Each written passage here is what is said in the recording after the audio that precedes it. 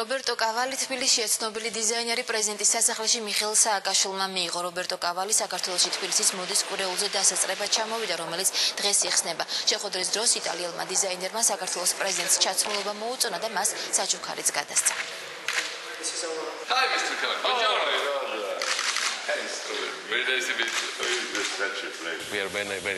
ჩვენ რამდენიმე კვირის წინ ჩავატარეთ მოდის კვირეული, ახლაც ვატარებთ და იქნება აქციო თბილისი მოდის დედაქალაქად მსოფლიოს ამ ნაწილში. ჩემთვის საინტერესოა საქართველოში ყოფნა და რაღაცის კეთება ახალ სიტუაციაში. ჩემი შემოქმედება ჩავიტანე ლოს-ანჯელესში კინოსტილით და ყოფნაც ჩემთვის ახლის ძიებაა. საქართველოში თქვენი უამრავი თაყვანისმცემელია. ჩვენ ძალიან ბევრი ნიჭიერი შემოქმედი გვყავს. ჩვენ ქვეყანას უძველესი კულტურული მემკვიდრეობა აქვს.